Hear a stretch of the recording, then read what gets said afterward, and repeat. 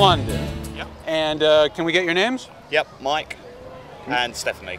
Mike and Stephanie. And which is Mike and which is Stephanie? You're Mike, and Yeah. and let me guess, you are Mike? Stephanie. Okay. What are you looking at me like that for? No, I'm listening. Are you two married? No, we're not. What's the nature of your relationship? We're friends. Friends.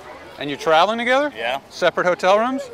No. It's too expensive. Too expensive. Separate beds though. With a curtain in between them? Yeah, exactly, yeah. So have you met any American veterans since you've been here? No. Not that we know of, no. Would you like to meet one? Yeah. We might be able to find one. We're in a public space. You never know who might be here. Yeah. I'd like to introduce you to my friend Rick. He served in the United States Marines. Hello. So Rick, have you experienced anything like what they're experiencing as tourists, serving with female service members in close quarters, but not in allegedly not in a romantic relationship? How does that work?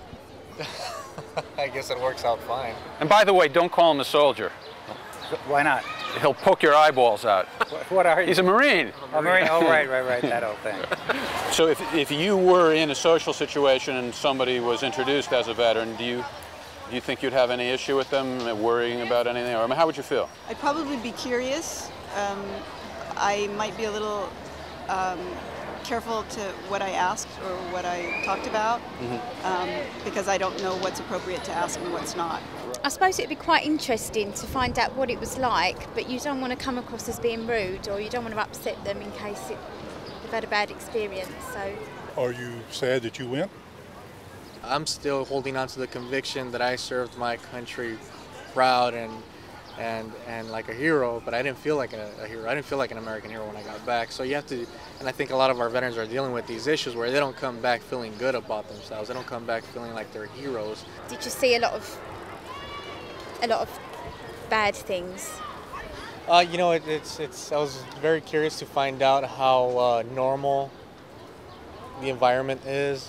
What I mean is, you're in a situation like this where it's just people living out their everyday life. You would have preferred to have a gun battle on every corner and fight your way through it like we used to do in combat so World War II.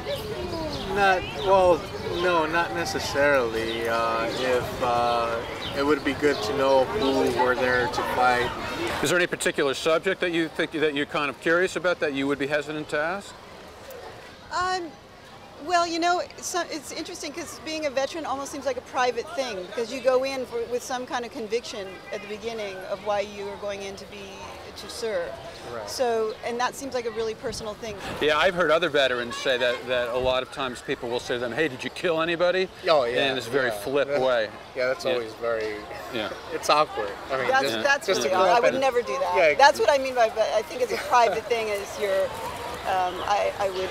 And I guess I wouldn't know what boundary I'd be overstepping. How would you have been a hero?